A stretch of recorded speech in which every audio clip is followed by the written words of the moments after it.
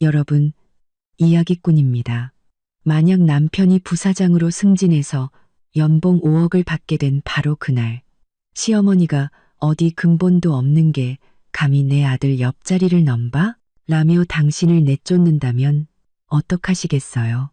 심지어 시동생이 당신의 짐을 전부 쓰레기장에 던져버린다면요? 오늘 들려드릴 이야기는 바로 그런 억울한 상황에서 아주 시원하게 복수하는 한 아내의 이야기입니다. 이 아내는 소란 피우는 대신 전화 한 통을 겁니다. 아빠, 그 사람 해고하고 투자금 2천억 전부 회수하세요. 과연 이 전화 한 통이 어떤 결과를 불러왔을까요? 이야기가 궁금하시다면 채널 고정 끝까지 함께 해주세요. 거실의 크리스탈 조명이 눈부셔 살짝 어지러울 정도였어요. 하지만 제 마음은 달콤했죠. 마치 꿀단지 하나가 통째로 녹아내린 것처럼요. 박민준, 제 결혼 3년 차 남편이 오늘 정식으로 그룹 부사장으로 임명되었거든요. 연봉은 무려 5억, 남편은 멋진 양복 차림으로 서서 의기양양한 표정을 감추지 못하고 있었습니다. 시어머니 최은숙 여사는 남편의 손을 잡고 입이 귀에 걸릴 듯 웃고 계셨죠.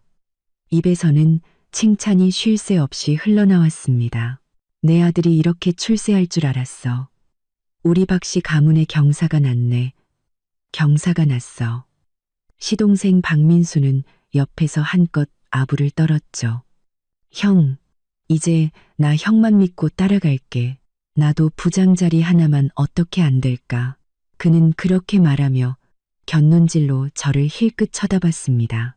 그 눈빛은 부러움인지 아니면 다른 무언가인지 알 수 없었죠. 전 그저 미소만 지으며 말없이 다가가 남편이 벗은 양복 재킷을 받아 걸어주려 했습니다. 오늘 같은 좋은 날, 저는 남편이 좋아하는 음식으로 한 상 가득 차리고 레드 와인까지 준비하며 축하할 생각에 들떠 있었거든요. 하지만 제 손이 남편의 재킷에 닿으려는 순간 시어머니가 갑자기 헛기침을 하시더니 날카로운 목소리로 입을 열었습니다. 지연아, 너 바쁜 거 잠깐 멈추고 이리 와서 앉아보렴.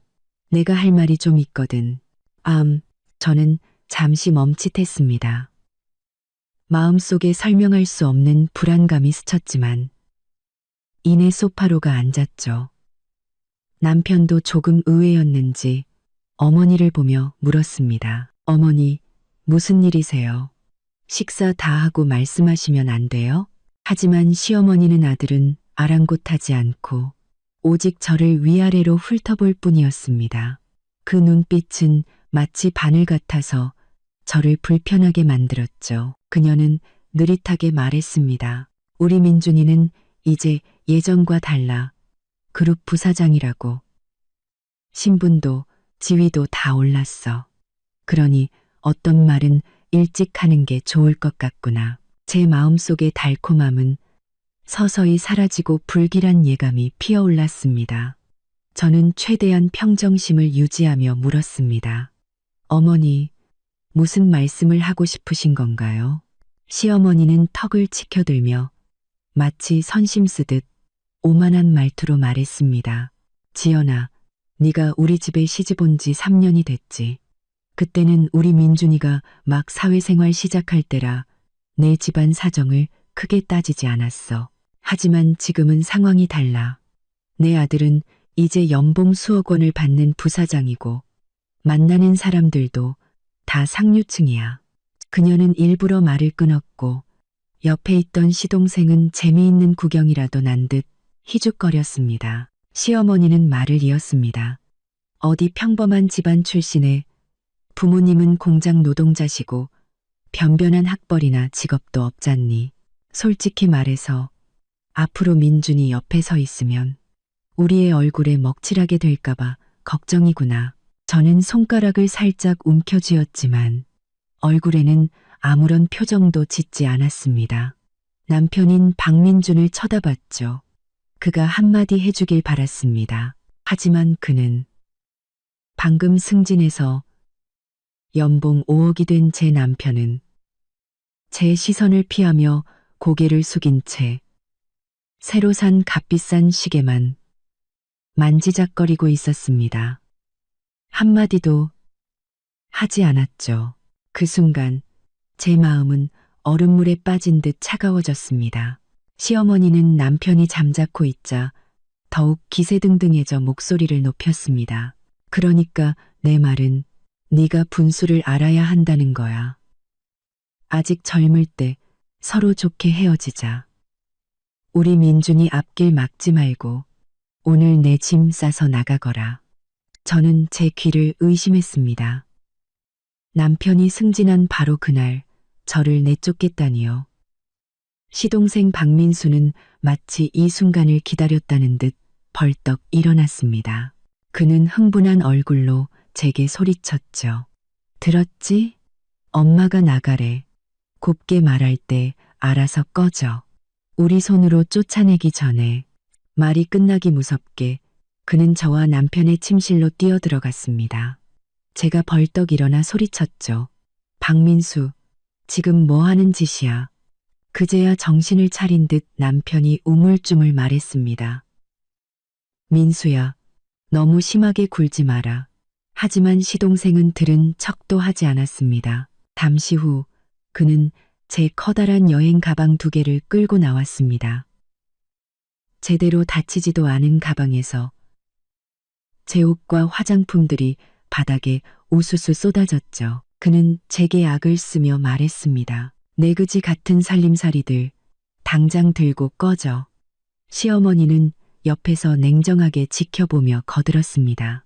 그래, 꼴 보기 싫으니 싹 다 치워버려. 우리 민준이는 이제 집안 격이 맞는 명문가 아가씨랑 결혼해야지.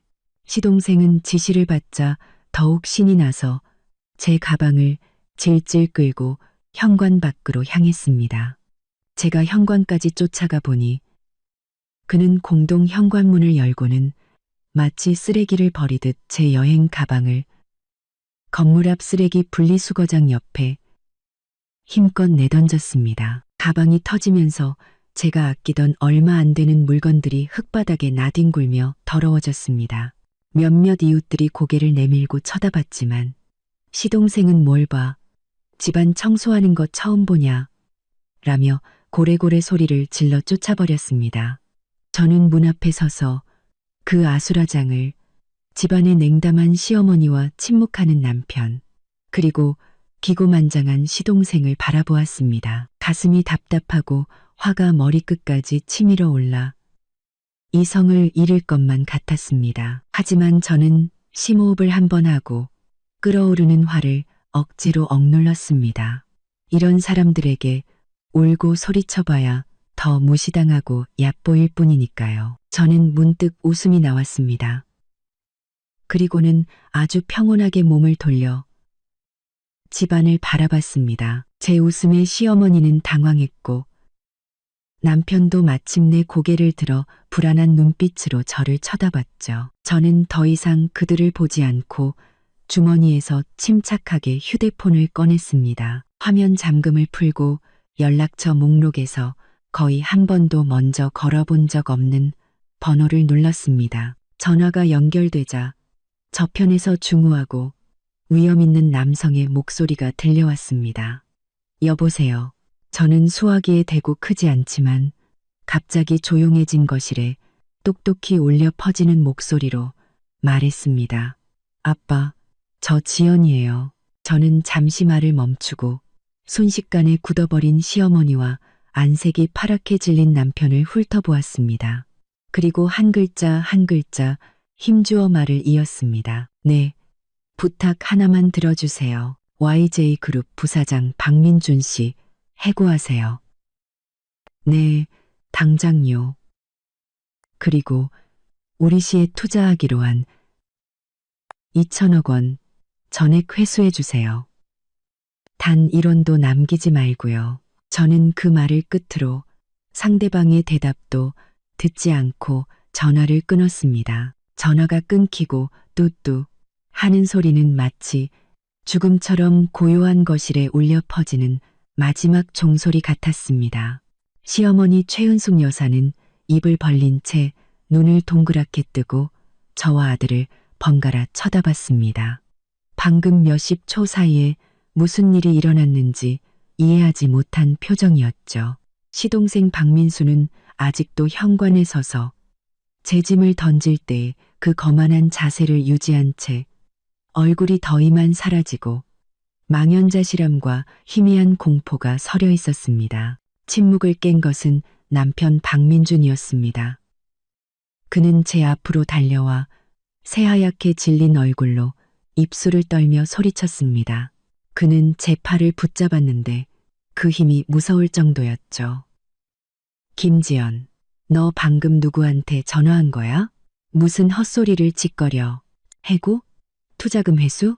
너 미쳤어?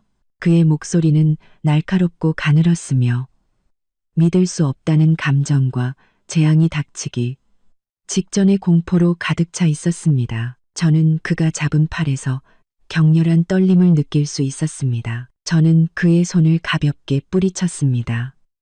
그의 손길이 역겹게 느껴졌거든요. 저는 그를 보지 않고 시어머니와 시동생을 차분한 눈빛으로 훑어본 뒤 다시 공포로 일그러진 남편의 얼굴에 시선을 고정했습니다. 내가 헛소리를 했는지 아닌지는 제 목소리는 낮았지만 얼음 조각처럼 바닥에 떨어졌습니다. 곧 알게 될 거야. 그제야 정신이 든 듯 시어머니가 날카롭게 소리쳤습니다. 누굴 겁줘? 네가 뭔데? 해고의 투자금 2천억 회수? 아직 잠이 덜 깼나 보네. 웬 농팬이랑 통화하면서 쇼를 하고 있어. 우리 민준이는 이제 부사장이야. 그룹의 실세라고. 회장님이 너 같은 근본 없는 집안 여자 말을 듣겠어? 그녀는 말할수록 자신이 더 이성적이라고 생각하는지 허리를 꼿꼿이 펴고 제 코를 가리키며 소리쳤습니다. 꺼져. 당장 내 집에서 꺼져. 여기서 귀신 씨나라 까먹는 소리 하지 말고. 시동생도 정신을 차리고 소리쳤습니다. 맞아. 꺼져. 안 꺼지면 경찰에 신고할 거야. 경찰이라니 실소가 터져 나올 뻔했습니다. 그래, 차라리 모든 사람이 이박 씨 집안의 민낯을 보게 하는 것도 나쁘지 않겠네요. 하지만 전 더 이상 이 막장 드라마에 어울려줄 생각이 없었습니다.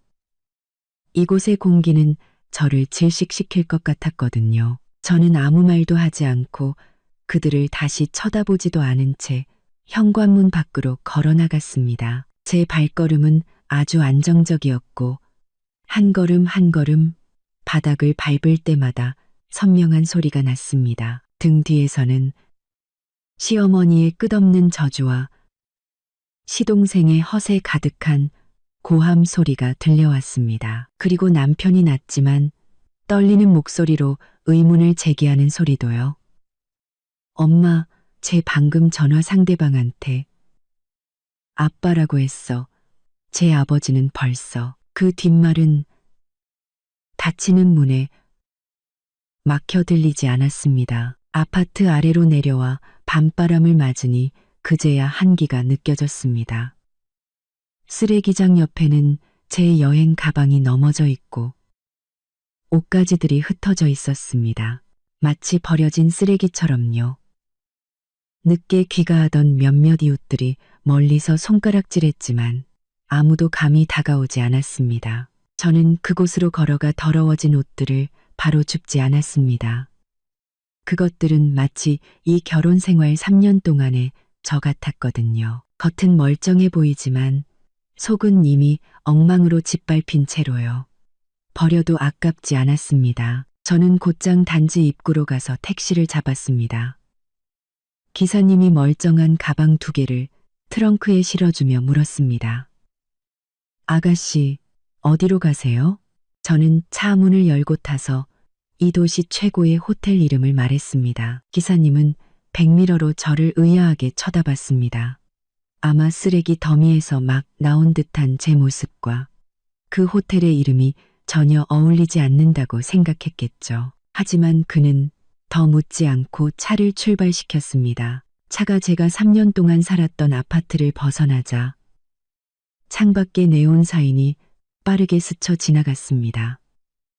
저는 좌석에 기댄 채 창밖을 바라보았습니다. 마음은 의외로 평온했습니다. 눈물도, 히스테리도, 심지어 큰 슬픔도 없었습니다. 오직 모든 것이 끝났다는 차가운 안도감과 곧 시작될 미지의 서막에 대한 결연함만이 남아 있었습니다. 호텔에 도착하니 화려한 로비가 눈을 부시게 했습니다. 저는 실내복 차림에 지갑도 없이 휴대폰 하나만 들고 프런트로 걸어갔습니다. 프런트 직원은 직업적인 미소를 띠며 말했습니다. 안녕하십니까, 손님. 예약하셨습니까? 아니요. 저는 말했습니다. 프레지덴셜 스위트로 방 하나 주세요. 아우, 프런트 직원의 미소가 살짝 굳더니 제 위아래를 빠르게 훑어보며 제 지불 능력을 가늠하는 듯 했습니다. 하지만 그녀는 잘 훈련된 직원답게 무례한 태도를 보이지는 않았습니다. 네, 손님. 결제는 어떻게 하시겠습니까? 프레지덴셜 스위트 가격은. 저는 그녀의 말을 끊고 숫자 조합을 읊었습니다. 그것은 제 명의로 된 최고 등급 블랙카드, 즉 아버지 카드의 가족카드 번호였습니다.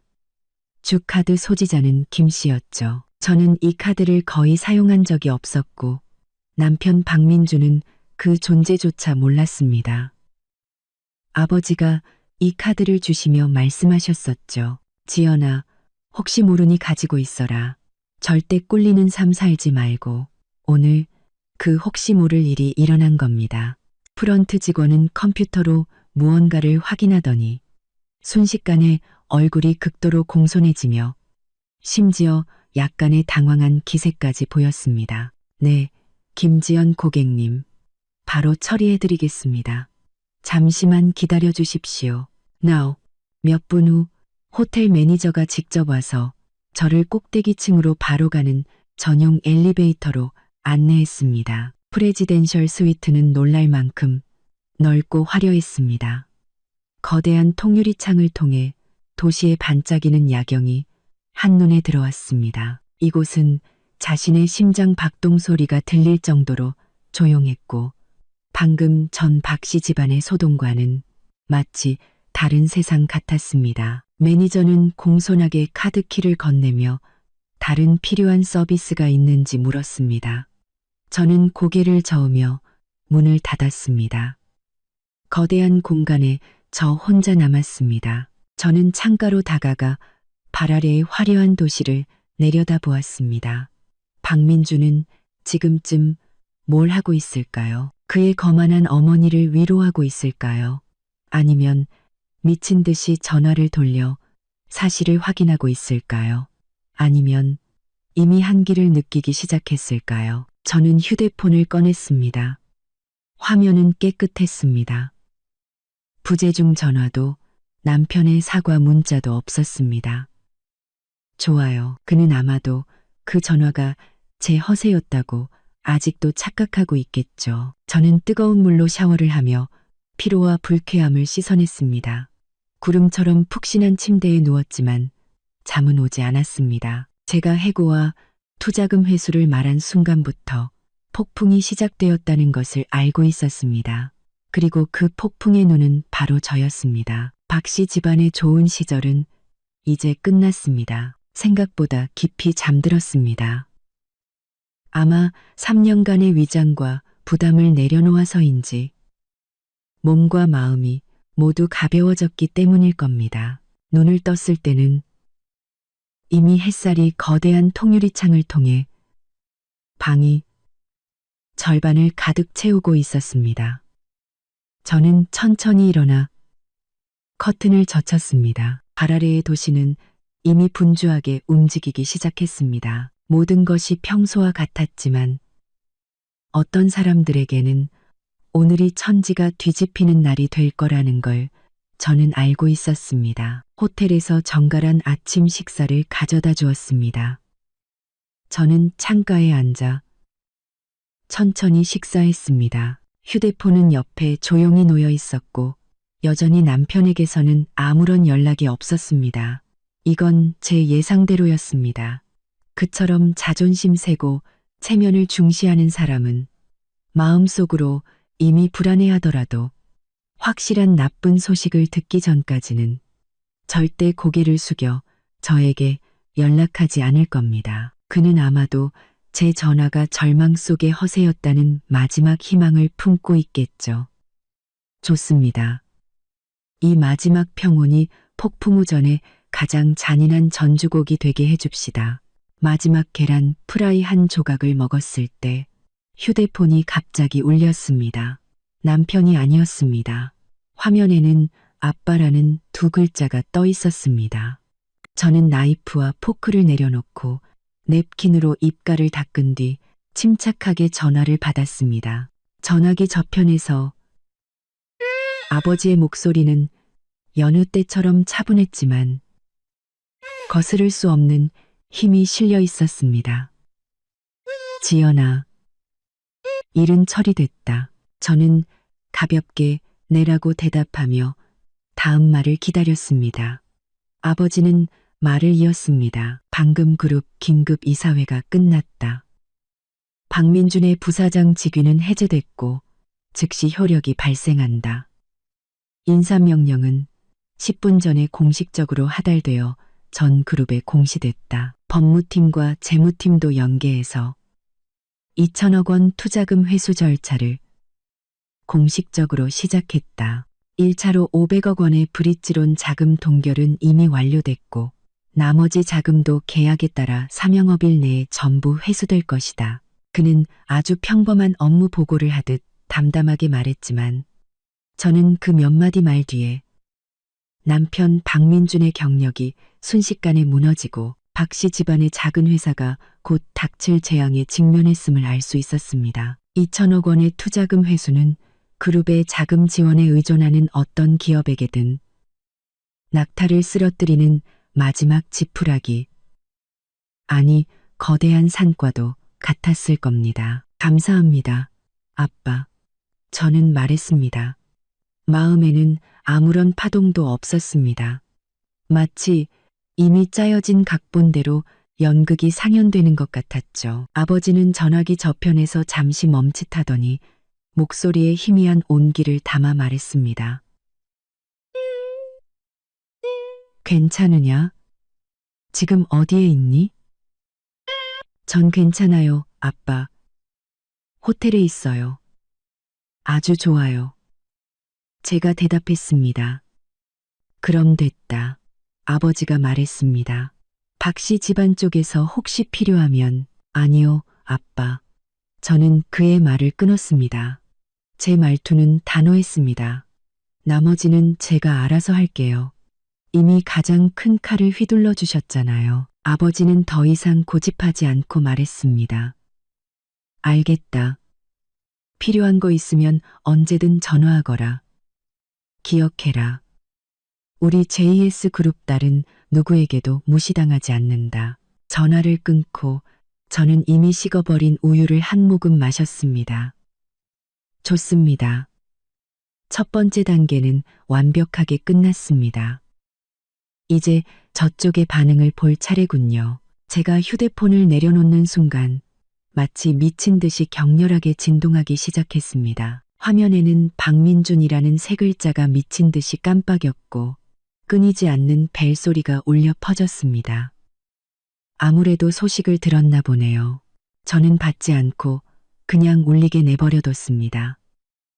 벨소리는 마치 전파를 통해 전화를 건 사람의 초조함과 공포를 전달하려는 듯 끈질기게 울리고 또 울렸습니다. 저는 그가 지금 어떤 모습일지 상상할 수 있었습니다. 아마 회사에서 이사회에 의해 쫓겨나 아직 엉덩이도 제대로 붙여보지 못한 새 부사장실에서 개인 물품을 챙기고 있겠죠. 그러다 재무이사나 자기 회사에서 걸려온 울먹이는 긴급 전화를 받았을 겁니다. 벨소리는 마침내 멈췄지만 다음 순간 다시 울리기 시작했습니다. 이번에는 화면에 시어머니라고 표시되었습니다. 저는 비웃으며 바로 무음으로 바꾸고 휴대폰을 책상 위에 뒤집어 놓았습니다. 세상이 조용해졌습니다. 저는 드레스룸으로 가서 호텔에서 준비해준 최신 의상들을 둘러보았습니다. 새로운 삶을 시작하려면 옷차림도 바꿔야죠. 저는 재단이 깔끔한 원피스를 골라 입고 옅은 화장을 했습니다. 거울 속의 여성은 눈빛이 맑고 태도가 차분했습니다. 어제 박씨 집안에서 소심하게 굴며 모욕을 당하던 김지영과는 완전히 다른 사람이었습니다. 이게 바로 진짜나 결혼 생활에 3년간 억눌려나 자신조차 잊어버릴 뻔했던 본래의 모습이었습니다. 휴대폰은 책상 위에서 계속 소리 없이 진동했고 화면은 켜졌다 꺼지기를 반복했습니다. 저는 그것이 단순히 박민준과 최은숙 여사의 절망적인 부르짖음이 아니라 그들이 의지하던 세계가 제 가벼운 투자금 2천억 회수라는 말 한마디에 빠르게 무너져 내리는 카운트다운이라는 것을 알았습니다. 옷을 갈아입고 화장을 마친 후 저는 거울 속의 새로운 자신을 보며 숨쉬기조차 편안해지는 것을 느꼈습니다. 잠시 조용해졌다가 다시 진동하기 시작한 휴대폰을 집어들고 쳐다보지도 않은 채 핸드백에 넣었습니다. 지금은 그들의 울부짖음에 신경 쓸 시간이 없었습니다. 프레지덴셜 스위트를 나와 엘리베이터를 타고 로비로 내려가자마자 호텔 매니저가 2명의 직원과 함께 공손하게 다가왔습니다. 그는 적절한 미소를 지으며 말했죠. 김지연 고객님, 좋은 아침입니다. 외출하십니까? 차량을 준비해 드릴까요? 저는 고개를 끄덕였습니다. 네, 차 한 대 불러주세요. 네, 잠시만 기다려 주십시오. 차가 곧 도착할 겁니다. 매니저는 직원에게 지시하면서도 제 곁에서 한 걸음 떨어져 따라왔습니다. 그의 태도는 어제 제가 여행 가방을 끌고 들어왔을 때 스쳐 지나갔던 평가하는 듯한 눈빛과는 완전히 달랐습니다. 아무래도 그 블랙카드의 위력 혹은 그 배우가 상징하는 신분이 그에게 모든 것을 알려준 듯 했습니다. 이로써 금두리에서 저는 그런 것들을 신경 쓰지 않고 로비 휴식 공간에 부드러운 소파에 앉아 패션 잡지를 뒤적였습니다. 매니저는 직접 문 밖으로 나가 차량 상황을 살폈죠. 바로 그때 제 시야 한쪽 구석에 익숙하면서도 초라한 형체가 비틀거리며 호텔로 뛰어들어오는 것이 보였습니다. 회전문을 통해 들어온 것은 박민준이었습니다. 그는 머리가 헝클어지고 눈가는 퀭했으며 어제의 그 말끔하던 양복은 구겨져 있고 넥타이는 비뚤어져 있었습니다. 얼굴에는 핏기 하나 없이 공포와 충격만이 가득했습니다. 그는 마치 길 잃은 파리처럼 로비 안을 두리번거렸고 눈빛은 불안했으며 부사장의 위험은 온데간데 없었습니다. 그는 휴식 공간에 앉아있는 저를 발견하고는 눈을 크게 떴습니다. 마치 구명더처를 발견한 듯 혹은 저승사자를 만난 듯한 표정이었죠. 그는 거의 달려오다시피 했고 발걸음이 비틀거려 로비의 다른 손님들과 직원들이 모두 쳐다보게 만들었습니다. 지연아, 지연아, 정말 너였구나. 그는 제 앞에 와서 목이 쉰 소리로 울먹이며 제 팔을 잡으려 했습니다. 저는 몸을 살짝 뒤로 빼 그의 손길을 피하고 잡지를 내려놓으며 차분하게 그를 바라봤습니다. 박민준 씨, 무슨 일이시죠? 저의 서먹한 호칭과 차가운 태도에 그는 순간 굳었습니다. 그는 거친 숨을 몰아쉬며 가슴을 크게 들썩였습니다. 지연아, 너 도대체 어떻게 된 일인지 말해줘. 왜 그룹에서 갑자기 날 해고한 거야? 그리고 우리 회사 재무팀에서 전화 왔는데 그룹의 2천억 투자금이 긴급 회수됐다고. 이거 정말 네가 한 짓이야? 그는 절망적인 질문을 퍼부으며 점점 더 큰 소리로 말했습니다. 저는 눈썹을 살짝 치켜 올리며 비꼬는 듯한 말투로 말했습니다. 박민준 씨, 당신이 해고된 건 부사장 직위를 감당할 능력이 부족해서가 아닌가요? 그리고 투자금 회수는 그룹의 경영 판단일 텐데 저랑 무슨 상관이죠? 저 같은 평범한 집안 출신 여자가 무슨 그런 큰 힘이 있겠어요? 저는 어제 시어머니가 저를 모욕했던 말을 그대로 돌려주었습니다.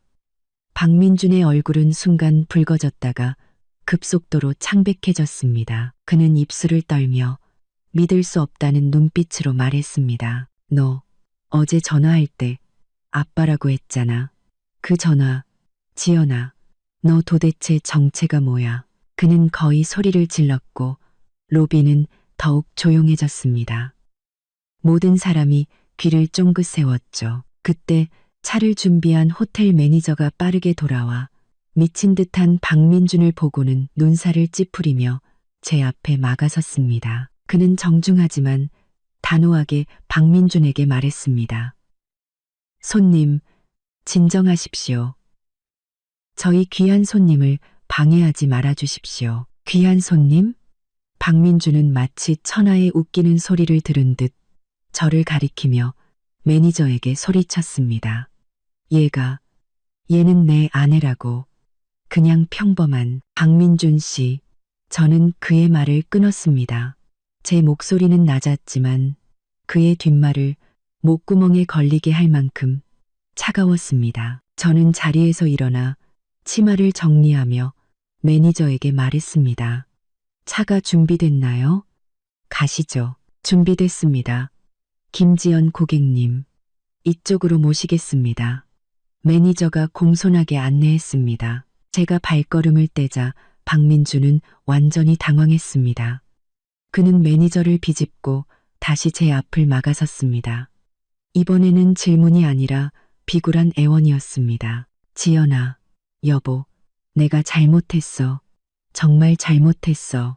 어제는 엄마가 잘못했고 민수가 나쁜 놈이었어. 날 용서해줘. 나랑 같이 집에 가자. 제발 네 아버지께 말씀 좀 드려줘. 투자금 회수는 안 돼. 그 2천억 없으면 우리 집은 망해. 나도 끝장이야. 우리 3년 부부였던 정을 생각해서 나 좀 살려줘. 우리 집 좀 살려줘. 그는 그렇게 말하며 사람들 앞에서 무릎을 꿇으려고 했습니다. 저는 그를 차갑게 바라보며 그의 무릎이 굽혀지기 전에 입을 열었습니다. 부부, 어제 당신들이 날 내쫓고 내 짐을 던질 때는 부부의 정을 생각했나요? 이제 와서 나한테 애원하다니 너무 늦었어요. 저는 더 이상 그를 보지 않고 매니저에게 말했습니다. 이분 좀 내보내주세요. 더 이상 방해받고 싶지 않네요. 네, 김지연 고객님. 매니저는 즉시 2명의 보안 요원에게 신호를 보냈고 그들은 달려들려는 박민준을 정중하지만 단호하게 붙잡았습니다. 김지연, 너 이렇게까지 잔인할 수는 없어. 지연아. 박민준의 절규는 멀어져 가며 호텔 문 밖으로 사라졌습니다. 저는 무표정하게 호텔에서 준비한 고급 세단에 올라탔습니다. 차가 천천히 출발했고 창밖으로 보안 요원에게 밀쳐져 호텔 앞 계단에 망연자실하게 주저앉아 머리를 감싸 쥔 마치 버려진 유기견 같은 박민준의 모습이 보였습니다. 제 마음에는 아무런 동요도 없었습니다. 이 모든 것은 그들이 자초한 일이었습니다. 차가 도로에 합류하자 저는 휴대폰을 꺼내 무음을 해제했습니다. 순식간에 수십 통의 부재중 전화와 문자 메시지가 쏟아져 들어왔습니다. 박민준과 시어머니뿐만 아니라 몇몇 낯선 번호도 있었습니다.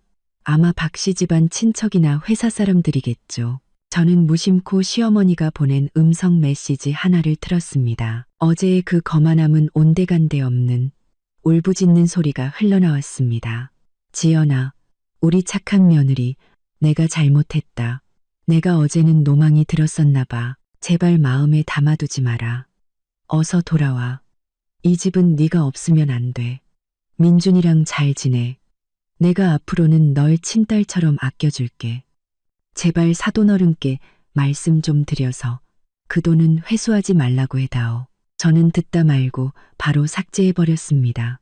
잔인하다고요? 어제 그들이 저에게 한 짓에 비하면 이건 이자 축에도 끼지 못합니다. 차가 도심의 주요 도로를 평온하게 달렸습니다. 창밖의 햇살은 눈부시게 밝았지만 저는 지금 박씨 집안이 분명 먹구름이 끼고 비가 내리고 있을 거라는 걸 알았습니다. 저는 그 장면을 상상하며 마음속으로 쾌재를 불렀습니다. 남이 나에게 준 고통을 되돌려주는 것이 이런 기분이군요. 도시에서 가장 고급스러운 쇼핑센터에 도착해서 저는 예전에는 쇼윈도 너머로 구경만 하던 명품 매장으로 바로 들어갔습니다. 직원들은 제 옷차림과 분위기를 보고 즉시 열정적으로 다가왔습니다. 저는 마음에 드는 디자인을 고르기 귀찮아서 바로 사이즈를 말하고 입어보는 과정도 생략했습니다. 이거랑 이거, 그리고 저 한 줄 전부 다 포장해 주세요. 저는 신상품들을 가리키며 매니저에게 말했습니다.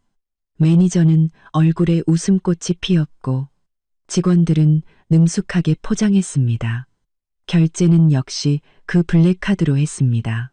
POS 기기에서 영수증이 나오는 소리를 들으며 저는 아무런 감흥도 느끼지 못했습니다. 돈은 저에게 결코 문제가 아니었습니다. 단지 예전에는 쓰고 싶지 않았을 뿐이죠. 다음 매장으로 가려던 참에 핸드백 안에 휴대폰이 다시 미친 듯이 진동하기 시작했습니다. 이번에는 화면에 박민수라는 이름이 깜빡였습니다. 어제 거만하게 제 짐을 던졌던 그 시동생이었죠. 저는 눈썹을 치켜 올렸습니다. 좀 의외였지만 예상했던 일이기도 했습니다. 박민준이 완전히 방법이 없으니 이 멍청한 동생까지 내세운 거겠죠. 저는 그가 무슨 말을 할지 궁금해졌습니다. 저는 사람이 없는 구석으로 가서 전화를 받았지만 바로 말하지는 않았습니다. 전화기 저편에서는 즉시 박민수의 화가 잔뜩 난 허세 가득한 고함 소리가 들려왔습니다. 배경음은 시끄러웠고 여자의 울음소리도 섞여 있는 듯했습니다. 여보세요. 김지연, 너씨 어디 처박혀 있어? 우리 형한테 무슨 짓을 한 거야? 너 우리 집안 다 죽이려고 작정했어. 저는 차갑게 말했습니다. 박민수 씨, 어머니가 남한테 말할 때 예의 차리라고 안 가르치셨나 봐요. 그리고 내가 뭘 했는지 형한테 못 들었어요. 개소리 집어치워. 박민수가 욕설을 퍼부었습니다. 분명 네가 꾸민 짓이야. 형은 잘렸고 회사도 망했어. 돈 받으러 온 놈들이 지금 우리 집 문 앞까지 막고 있다고. 김지연, 똑똑히 들어. 당장 기어 돌아와서 어떻게 된 건지 설명해. 안 그러면 가만 안 둬. 저는 그가 지금쯤 얼굴이 벌개져서 허세를 부리는 모습을 상상할 수 있었습니다. 저는 비웃으며 말했습니다. 나를 가만 안 둬? 내까지 깨? 박민수, 어제 내 짐 던질 때는 아주 대단하더니 이제 와서야 급해졌나 보네? 너. 박민수는 제 말에 막혀 잠시 말을 잇지 못하다가 더욱 거칠게 소리쳤습니다. 헛소리 말고 돌아올 거야. 안 올 거야. 엄마는 지금 울다 쓰러지기 직전이라고. 우리 집 망하면 너도 무사하지 못할 줄 알아. 당신들 집이 망하든 말든 나랑 무슨 상관이죠.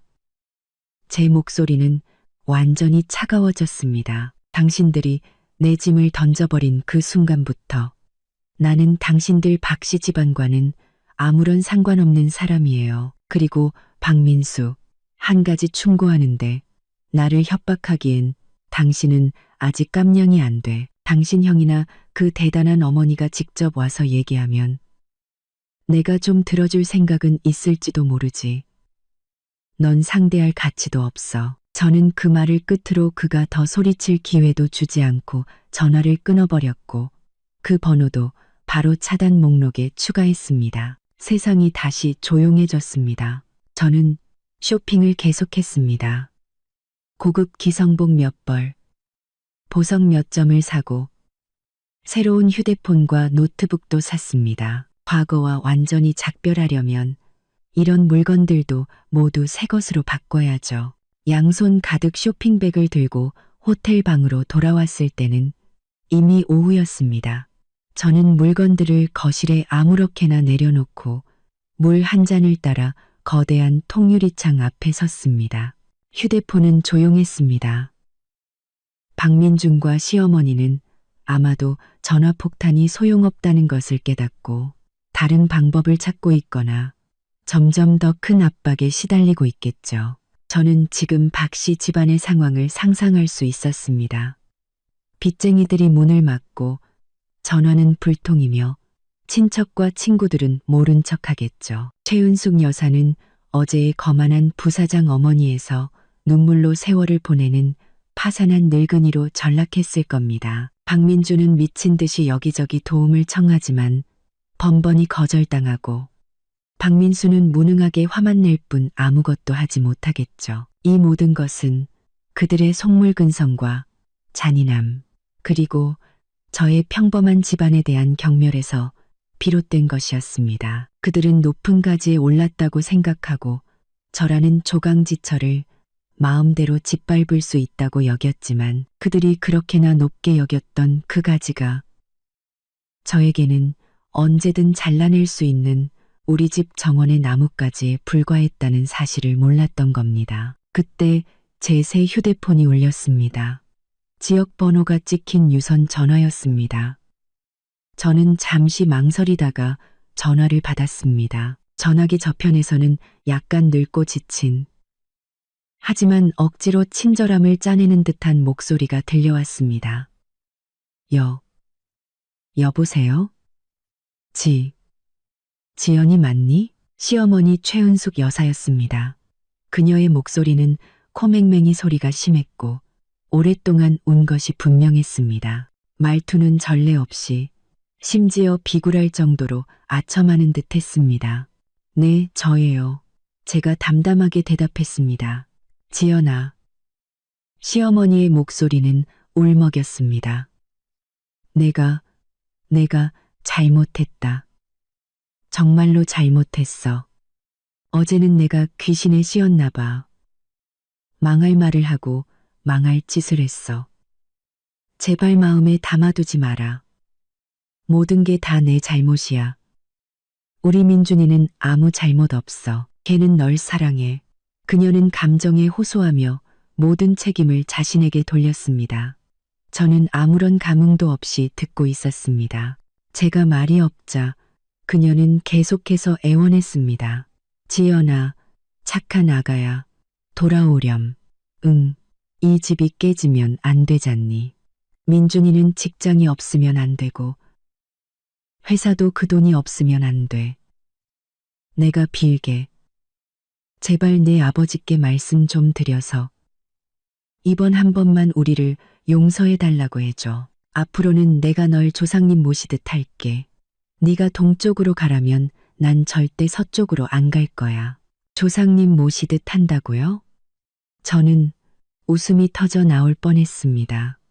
어제는 저를 쓰레기처럼 쓸어버리려 하더니 오늘은 조상님으로 모시겠다니 이 변덕은 정말 감탄할 만했습니다. 최 여사님, 저는 그녀의 눈물겨운 연기를 끊고 가장 서먹한 호칭을 사용했습니다.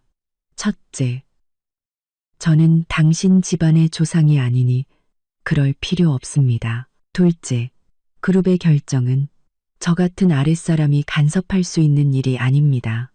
박민준 씨의 직장과 당신들 회사 문제는 당신들 스스로 해결할 일이지 저와는 무관합니다. 그럼 이만. 안 돼. 지연아, 끊지 마. 내 말 좀 들어봐. 시어머니가 저편에서 다급하게 외쳤지만 저는 더 이상 기회를 주지 않고 바로 통화를 종료했습니다. 휴대폰을 내려놓고 창밖을 보니 서서히 지는 해가 하늘을 화려한 주황색으로 물들이고 있었습니다. 아름다웠지만 무언가 막을 내리는 듯한 분위기였습니다. 석양의 마지막 빛이 호화로운 스위트룸을 따뜻한 금빛으로 물들였지만 제 마음속의 차가운 결심을 녹이지는 못했습니다. 지금 와서 용서를 빈다고요? 너무 늦었죠. 만약 사과로 모든 게 해결된다면 이 세상에 원한이라는 게 왜 있겠습니까? 저는 더 이상 박씨 집안의 골치 아픈 일을 생각하고 싶지 않았습니다. 룸서비스로 저녁 식사를 주문했죠. 새로 시작하기로 했으니 밥도 잘 먹고 잘 살아야죠. 저녁 식사가 막 도착했을 때 초인종이 다시 울렸습니다. 저는 무음으로 해둔 휴대폰으로 계속 연락이 안 되니 전략을 바꿔 직접 찾아왔나 싶었습니다. 저는 눈살을 찌푸리며 문으로 다가가 뷰파인더로 밖을 내다봤습니다. 문 밖에는 역시 시어머니 최은숙 여사가 서 있었습니다. 혼자였죠. 단 하루 만에 그녀는 마치 10년은 늙어 보였습니다. 머리는 헝클어지고 눈은 호두처럼 부어 있었으며 평소 아끼던 실크 블라우스는 구겨져 있었습니다. 어제의 그 거만한 귀부인의 모습은 온데간데 없었습니다. 그녀는 문 앞에서 불안하게 서서 두 손을 쥐어짰고 눈에는 공포와 애원이 가득했습니다. 저는 문을 열었지만 들어오게 하지는 않고 문을 막아선 채 차갑게 그녀를 쳐다봤습니다. 무슨 일이시죠? 시어머니는 저를 보자마자 눈물이 다시 쏟아졌습니다. 그녀는 울먹이며 말했습니다. 지연아, 내가 드디어 널 찾았구나. 나 좀 들여보내주렴. 내가 무릎이라도 꿇을게. 우리 제발 얘기 좀 하자. 응? 그녀는 그렇게 말하며 정말로 바닥에 주저앉으려 했습니다. 저는 그녀의 팔을 잡아 무릎 꿇는 것을 막았지만 말투는 여전히 차가웠습니다. 최 여사님, 할 말 있으면 여기서 하세요. 아는 불편해서요. 저의 최 여사님이라는 호칭에 그녀는 몸을 떨며 얼굴이 더욱 창백해졌습니다. 그녀는 마치 마지막 구명더처를 잡듯 제 팔을 붙잡고 콧물 눈물을 쏟아냈습니다. 지연아, 너 이렇게까지 잔인하면 안 돼. 민준이가 끝장났어. 회사도 망했고 빚쟁이들이 해가 지기도 전에 문을 막고 두드리고 부수고 난리야. 내일까지 돈 안 갚으면 우리를 쫓아낸대. 민수는 그 철없는 놈이 또 사람들과 싸워서 지금 경찰서에 있다고. 지연아, 우리 3년 부부였던 정을 봐서라도 민준이 좀 살려줘. 우리 집 좀 살려줘. 내가 빌게. 그녀는 그렇게 말하며 정말로 무릎을 꿇으려고 했지만 제가 단단히 붙잡고 있었습니다. 복도에서는 이미 다른 방 손님들이 고개를 내밀고 있었습니다. 저는 그녀를 힘껏 일으켜 세우고 아무런 감정도 담지 않은 목소리로 말했습니다. 부부의 정이요? 어제 당신과 당신 작은아들이 내 짐을 던질 때는 부부의 정을 생각했나요? 당신들 집안이 잘 나갈 때는 내가 당신 아들에게 어울리지 않는 짐이라고 생각하더니 이제 파산할 지경이 되니 이 며느리가 생각나셨나 봐요. 최 여사님, 세상에 그렇게 좋은 일은 없어요. 시어머니는 제 말에 아무런 대꾸도 못하고 그저 흐느껴 울며 내가 잘못했어. 정말 잘못했어. 우리가 눈이 멀었어. 우리가 사람을 잘못 봤어. 라고 되풀이할 뿐이었습니다. 저는 손을 놓고 한 걸음 물러나 그녀와 거리를 두었습니다. 잘못한 걸 알았으면 스스로 감당하세요. 당신들이 심은 씨앗에서 난 열매니 남을 원망할 수 없죠. 아니야, 지연아, 네가 우릴 살릴 수 있어. 시어머니가 갑자기 고개를 들고 눈에 마지막 희망의 빛을 터뜨렸습니다. 네가 네 아버지께 전화 한 통만 하면 그분이 손을 써주시면 민준이는 다시 출근할 수 있고 그 2천억도 회수되지 않으면 우리 집은 살 수 있어. 지연아, 내가 머리 밟고 빌게. 그녀는 그렇게 말하며 정말로 제 손을 뿌리치고 쿵소리를 내며 호텔 복도의 차가운 바닥에 무릎을 꿇었습니다.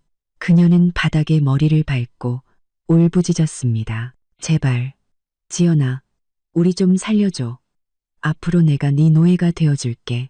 이 장면은 복도 끝에 직원들까지 놀라게 해 그들이 빠르게 다가왔습니다. 저는 발 아래에서 한때 저를 콧방귀 뀌며 쳐다보던 여자가 지금은 꼬리치며 애원하는 개처럼 제 앞에 무릎 꿇고 있는 것을 보았습니다. 제 마음에는 동정심이라고는 조금도 없었고 오직 차가운 혐오감만 들었습니다. 이렇게 될 줄 알았으면 왜 처음부터 그랬을까요? 최 여사님, 저는 그녀를 내려다보며 또렷하고 냉담하게 말했습니다. 저한테 무릎 꿇어도 소용없어요. 결정은 제가 아니라 그룹에서 한 겁니다. 박민준 씨가 능력이 부족해서 해고당했고 당신들 회사가 경영부실로 투자금을 회수당한 건 다 비즈니스의 원칙이에요. 제가 간섭할 수도 없고 그럴 자격도 없습니다. 일어나서 돌아가세요. 제 휴식을 방해하지 마시고요. 그때 호텔 매니저와 보안 요원들이 도착했습니다. 매니저는 상황을 즉시 파악하고 보안 요원들에게 눈짓을 했습니다. 그때 호텔 매니저는 상황을 즉시 파악하고 보안 요원들에게 2명의 보안 요원이 다가와 바닥에 주저앉아 거의 기절할 듯 우는 시어머니를 정중하지만 단호하게 일으켜 세웠습니다. 김지연 고객님, 정말 죄송합니다. 방해를 드렸네요. 바로 처리하겠습니다. 매니저는 연신 사과했습니다. 방해를 드렸네요. 저는 고개를 끄덕이고 시어머니의 절망적인 애원하는 눈빛을 더 이상 보지 않은 채 바로 문을 닫았습니다. 두꺼운 나무 문이 바깥의 울부짖음과 애원, 그리고 무너져가는 그들의 세계를 완전히 차단했습니다. 세상이 조용해졌습니다. 저는 식당으로 돌아가 앉아 나이프와 포크를 들고 접시 위에 스테이크를 썰기 시작했습니다. 스테이크는 완벽하게 구워져 부드럽고 육즙이 풍부했습니다. 저는 천천히 먹었습니다. 마음은 평온했습니다. 적에게 자비를 베푸는 것은 자신에게 잔인한 짓입니다. 그들은 당시에 저에게 조금의 자비도 베풀지 않았는데 지금 제가 왜 그들을 동정해야 할까요? 시어머니의 무릎 꿇음은 그들의 과거 오만과 무지에 대한 미미한 대가일 뿐입니다. 아직 멀었습니다.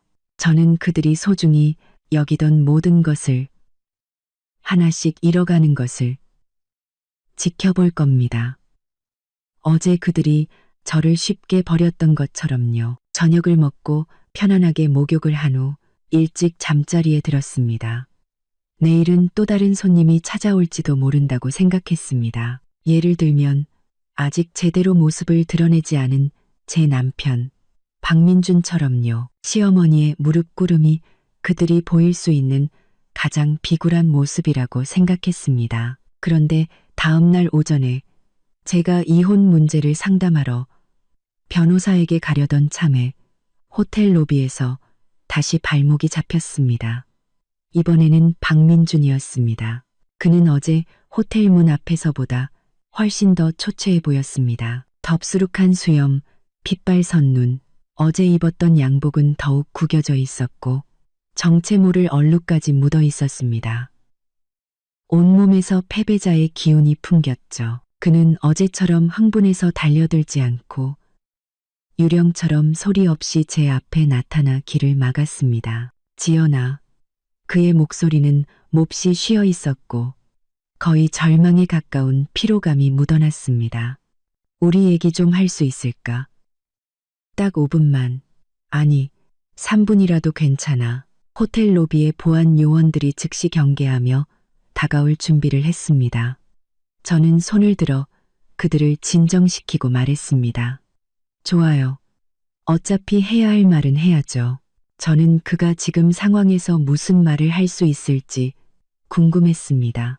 저쪽 카페로 가죠. 저는 로비 한쪽에 있는 비교적 조용한 카페를 가리켰습니다. 더 이상 공공장소에서 실랑이를 벌이고 싶지 않았습니다. 너무 꼴사나우니까요. 박민주는 마치 특사를 받은 듯 서둘러 고개를 끄덕이며 비틀거리며 제 뒤를 따랐습니다. 자리에 앉아 직원이 주문을 받으러 왔습니다. 저는 레몬물 한 잔을 시켰고 박민주는 아무것도 시키지 않은 채 핏발선 눈으로 저를 뚫어져라 쳐다봤습니다. 마치 제 얼굴에서 무언가를 읽어내려는 듯이요. 말해요. 무슨 얘기를 하고 싶죠? 저는 의자의 등을 기대고 평온하게 말했습니다. 박민주는 두 손을 테이블 위에 올려놓고 신경질적으로 깍지를 꼈습니다. 그는 몇 번이나 심호흡을 한 후에야 어렵게 입을 열었습니다. 지연아, 어제 엄마가 너 찾아왔었지? 엄마가 돌아와서는 쓰러지셨어. 지연아, 엄마가 어제 심한 말을 하고 잘못했지만 그래도 어른이시잖아. 어머니 편을 들러온 거라면 그만두는 게 좋을 거예요. 저는 그의 말을 끊었습니다. 그런 쓸데없는 소리를 들을 인내심이 없었거든요. 어른인 것과 교양 없는 것은 별개의 문제죠. 더군다나 지금 저는 그분과 당신들 박씨 집안과 아무런 관계도 없어요. 당인댓은 당신들 박씨 집안과 아무런 관계도 없어요. 당신들 박씨 집안과 박민준의 얼굴이 더욱 창백해졌습니다. 그는 몸을 앞으로 기울이며 다급하게 말했습니다. 지연아, 그러지 마. 우린 부부였잖아. 3년, 꼬박 3년 동안. 나한테 정말 아무런 감정도 없어. 그래, 어제 나는 쓰레기였어. 널 지켜주지 못했어. 내가 비겁했고 죽일 놈이야. 그는 그렇게 말하며 갑자기 자기 뺨을 세게 때렸습니다. 짝 하는 소리가 맑게 울려 퍼져 주변 테이블 손님들이 모두 쳐다봤습니다. 저는 무표정하게 그의 자해쇼를 지켜봤습니다. 이제 와서 하기에는 너무 늦었죠. 제가 동요하지 않자 박민준의 눈에는 진짜 공포와 불안이 스쳤습니다. 그는 목소리를 낮춰 거의 애원하듯 말했습니다. 지연아, 내가 잘못했어. 정말 잘못했어. 말해줘. 어떻게 해야 내 화가 풀리겠어? 네가 날 용서하고 내 아버지께 말씀드려서 그룹이 결정을 철회하게만 해준다면 뭐든지 할게. 너한테 무릎 꿇고 사과할까? 아니면 엄마가 너한테 무릎 꿇게 할까? 제발 나랑 우리 집안의 살길 좀 열어줘. 그는 제 얼굴에서 조금의 동요라도 찾아내려는 듯 저를 뚫어져라 쳐다봤습니다. 하지만 그는 실망했습니다. 저는 레몬물을 한 모금 마시고 그를 보며 한 글자 한 글자 또렷하게 말했습니다. 박민준, 당신은 아직도 상황 파악이 안 되나 보네. 이건 용서하고 말고의 문제가 아니야. 당신이 해고된 건 그 자리에 어울리지 않아서야. 당신 능력으로는 부사장 자리를 감당할 수 없었다고. 그룹은 이 기회에 부적격한 임원을 정리했을 뿐이야.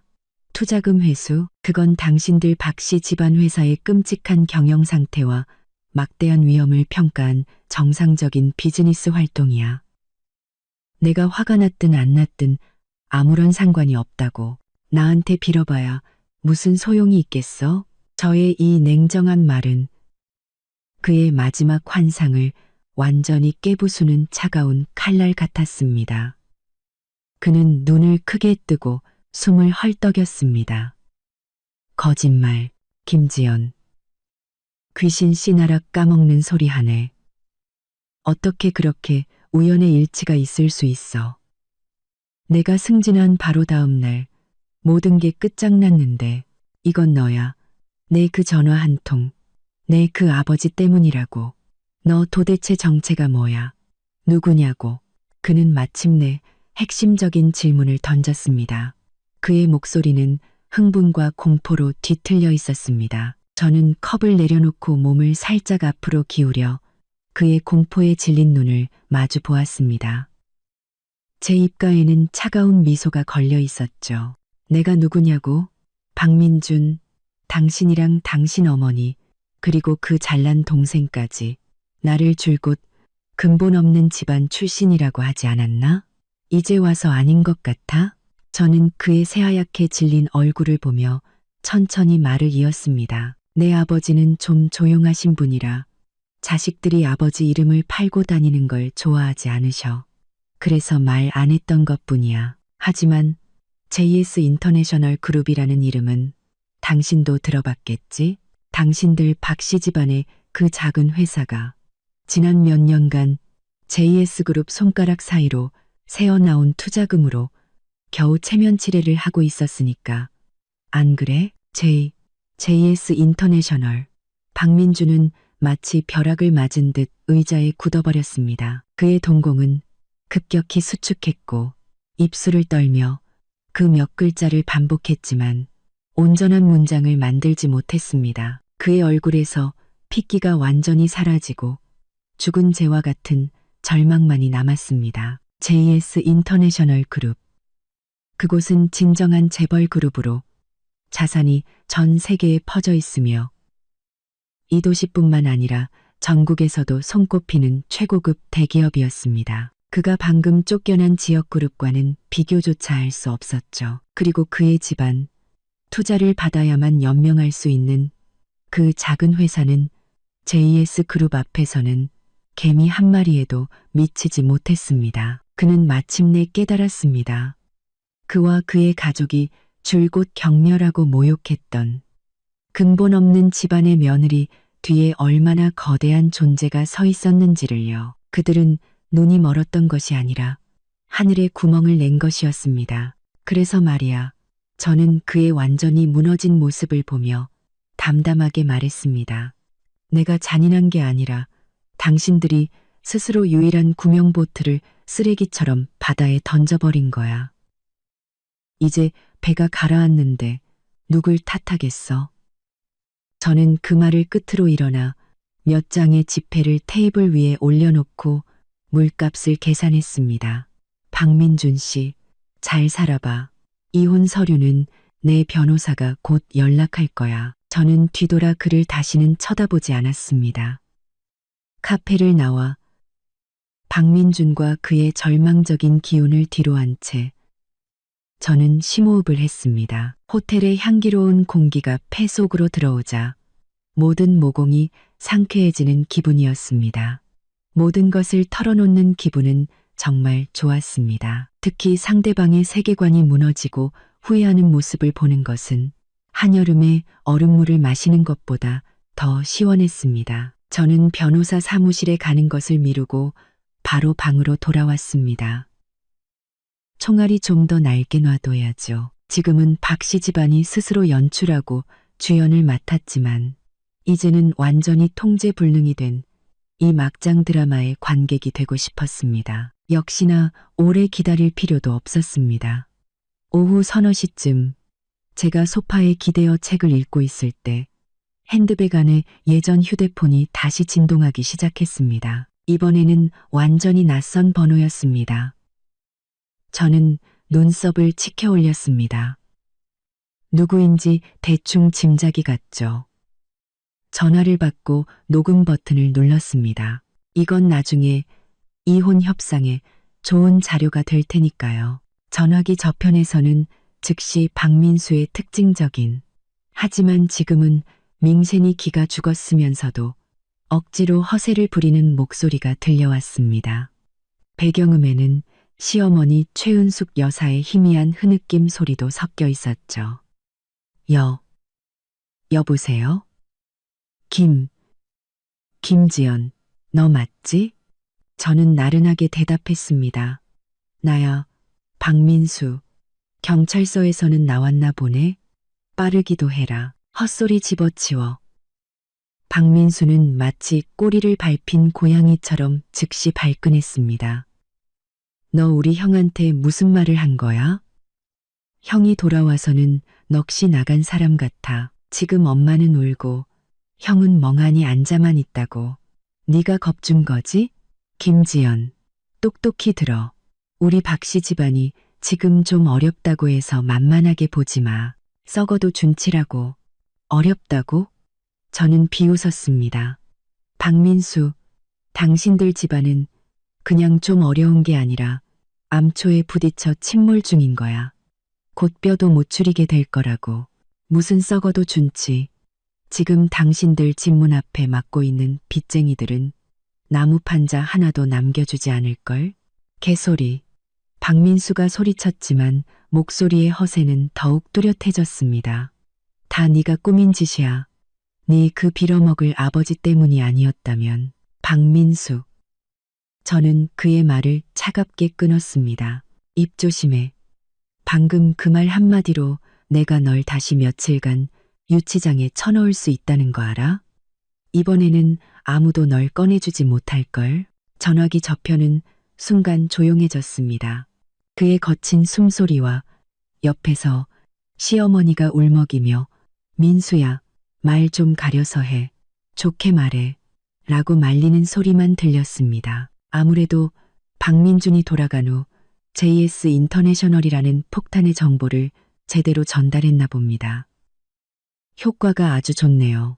몇 초 후 박민수는 억지로 화를 삼킨 듯 목소리가 딱딱하게 변했지만 여전히 불만 가득한 말투로 말했습니다. 너 도대체 원하는 게 뭐야? 내가 뭘 원하냐고. 그 말 참 웃기네. 어제는 당신들이 날 내쫓고 내 짐을 던졌잖아. 이제 와서 내가 뭘 원하냐니? 나는 아무것도 원하지 않아. 그냥 조용히 내 인생 살고 싶을 뿐이야. 당신들 박씨 집안이라는 진흙탕에서 최대한 멀리 떨어져서. 너. 박민수는 다시 말문이 막혔지만 이번에는 소리치지 않고 거의 이를 악물고 말했습니다. 김지연. 그래, 네가 이겼어. 됐냐? 우리가 졌다고.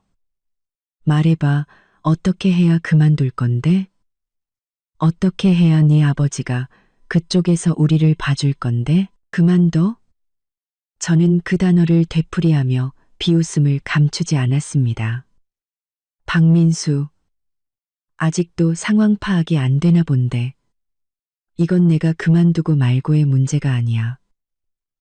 성민수, 게임의 규칙이 원래 그런 거라고. 당신들 박씨 집안이 스스로 망친 거니 패배를 인정해야지. 용서를 구한다고?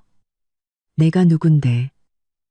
게임의 규칙이 원래 나를 쓰레기처럼 내쫓은 집안을 위해 왜 내 아버지께 용서를 빌어야 하지.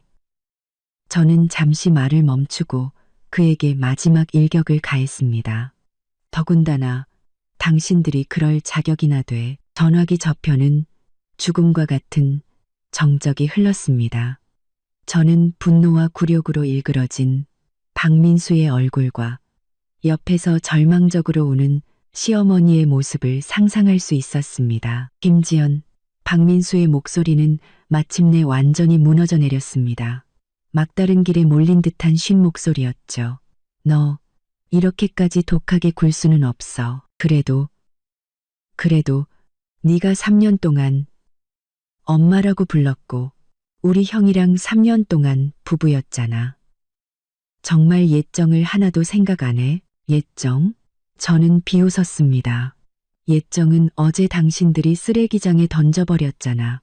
박민수, 힘 빼지 마. 그럴 시간에 문 앞에 있는 빚쟁이들이나 어떻게 상대할지 생각해봐. 아, 그리고 충고 하나 할게. 남의 짐을 던지는 건 아주 통쾌하지. 하지만 다음에는 손대기 전에 네가 던지는 게 뭔지 제대로 파악하는 게 좋을 거야.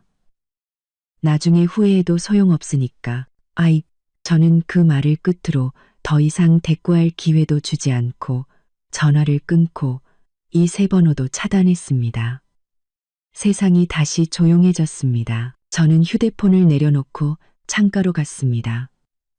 도시의 불빛이 켜지기 시작했고 야경은 화려했습니다. 박민수의 전화는 박씨 집안 내부가 완전히 혼란에 빠졌다는 것을 의미했습니다. 시어머니는 울고 박민주는 넋이 나갔으며 박민수는 무능하게 화만 낼 뿐 아무것도 하지 못했습니다. 그들은 뜨거운 냄비 위에 개미처럼 절망적으로 출구를 찾고 있었지만 냄비 뚜껑은 이미 제가 닫았고 불은 계속해서 새지고 있었습니다. 박민수의 허세 가득한 전화를 끊고 나니 모든 것을 털어놓은 쾌감은 차분한 관조로 바뀌었습니다. 전화 속의 고함과 애원은 전체 요리에 불과했고 진짜 클라이맥스는 허황된 번영으로 가득 찼다가 이제는 무너져 내릴 그들의 집에서 벌어지고 있을 겁니다. 아쉽게도 직접 볼 수는 없었지만 그 아수라장을 상상하는 것만으로도 충분했습니다. 저녁 무렵 제가 식사를 주문하려는데 지역 번호가 찍힌 유선 전화가 걸려왔습니다. 박씨 집안이 살던 동네의 주민센터나 관리사무소 번호 같았습니다. 저는 잠시 망설이다 전화를 받았습니다. 전화기 저편에서는 중년 남성의 목소리가 들려왔습니다. 안녕하십니까? 혹시 김지연 씨 되십니까? 누구시죠? 김지연 씨, 안녕하십니까? 저는 드림팰리스 아파트 관리소장 장 씨입니다. 다름이 아니라 박민준 씨 댁 문제로 연락드렸습니다. 오늘 오후부터 그 집 앞에 많은 분들이 모여서 소란을 피우고 있어서요. 저희가 몇 번이나 중재를 시도했지만 소용이 없어서 혹시 상황을 아시는지 아니면 가족분들께 연락해서 원만히 해결해달라고 부탁드릴 수 있을까요? 장 소장의 말은 완곡했지만 의미는 분명했습니다. 빚쟁이들이 문을 막고 소란을 피워 이웃들이 불안해하고 관리사무소는 압박을 견디지 못하고 있었습니다. 저는 속으로 비웃었습니다. 투자금 회수 소식이 완전히 퍼져 피냄새를 맡은 독수리들이 모두 몰려들었군요. 생각보다 효율적이네요. 장 소장님, 저는 차분하게 대답했습니다. 저는 박민준 씨와 이혼 절차를 밟고 있고 현재 별거 중입니다. 그 집안일에 대해서는 전혀 모르고 관여할 권리도 없습니다. 규정대로 처리하세요. 경찰에 신고하시든 중재하시든요. 만약 제게 또 이런 전화가 온다면 저는 관련 책임을 물을 수밖에 없습니다. 저의 명확하고 서먹한 태도에 장 소장은 당황한 듯 아, 네, 죄송합니다. 김지연 씨, 알겠습니다. 라고 말하고는 전화를 끊었습니다. 전화를 끊고 나니 박씨 집안의 문전성시가 눈에 선했습니다. 한때 부사장이 된 박민준에게 아부하며 한몫 챙기려던 사람들이 이제는 가장 흉악한 빚쟁이로 변했겠죠. 그날 밤 시어머니로부터 장문의 애원 문자가 왔습니다. 집이 아수라장이 되었으니 제발 도와달라는 내용이었습니다. 저는 읽지도 않고 삭제하고 번호를 차단했습니다. 용서를 빌기엔 너무 늦었습니다. 지금 제가 더 궁금한 것은 내일 해가 떴을 때 빚쟁이들이 박씨 집안이 단돈 1원도 내놓지 못한다는 사실을 알게 되면 어떻게 할까 하는 것이었습니다. 정말로 그들을 집에서 쫓아낼까요? 그 집도 대출로 산 것 같던데 대출금이 끊기면 은행은 가만히 있지 않겠죠. 그날 환영금융센터 앞에서 박민준의 초라한 모습을 본 것은 마치 호수에 던져진 작은 돌멩이처럼 제 마음에 잠시 파문을 일으켰다가 이내 평온을 되찾았습니다. 그는 저에게 완전히 상관없는 낯선 사람이 되었고 그의 비참함은 자업자득이며 그의 고통은 그가 치러야 할 대가일 뿐이었습니다. 이혼 판결은 순조롭게 나왔고 저는 지연 캐피탈이라는 이름으로 환영금융센터 꼭대기층에 사무실을 열었습니다. 아버지가 지원해 주신 500억 원의 창업 자금으로 저는 유망한 스타트업에 투자하며 바쁘고 충실한 나날을 보냈습니다. 박씨 집안의 모든 것은 이미 지난날의 낡은 달력이 되었습니다. 그러던 어느 날 오후 시내의 한 고급 회원제 클럽에서 중요한 사업 미팅이 있었습니다. 제가 차에서 내려 클럽으로 들어가려는데 길 건너편에서 익숙하면서도 눈에 거슬리는 형체가 허리를 굽히고 거대한 폐지 수레를 힘들게 밀고 가는 것이 보였습니다. 박민준이었습니다. 그는 지난번보다 훨씬 더 초라해 보였습니다. 낡고 더러운 옷, 덥수룩한 머리와 수염, 온몸에서 피로와 고단함이 묻어났습니다. 그는 이를 악물고 수레를 밀었고 삐걱거리는 소리가 귀에 거슬렸습니다. 그의 직업은 전단지 배포에서 폐지수거로 바뀐 듯했습니다. 한심하기 짝이 없었죠. 그가 힘겹게 수레를 인도 위로 올리고 숨을 고르려 고개를 들었을 때 그의 시선은 마침내 고급차에서 내려 화려한 모습으로 최고급 클럽으로 들어가려던 저와 마주쳤습니다.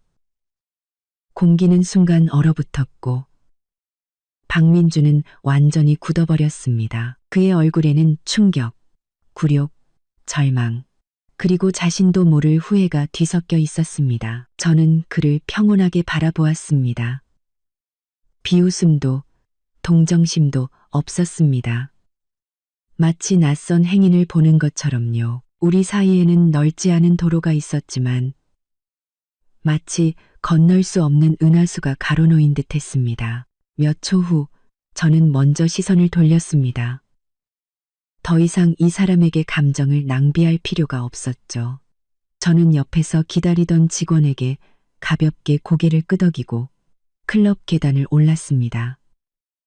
제 하이힐 소리가 대리석 바닥에 또렷하게 울려 퍼졌습니다. 한 걸음 한 걸음 저는 제가 있어야 할 저의 세계로 나아갔습니다. 등 뒤에서 박민준이 어떤 반응을 보였는지 저는 더 이상 신경 쓰지 않았습니다. 클럽 문이 제 뒤에서 천천히 닫히며 바깥의 그 초라한 세계를 완전히 차단했습니다. 안에서는 부드러운 음악이 흘렀고 미팅 상대는 이미 저를 기다리고 있었습니다.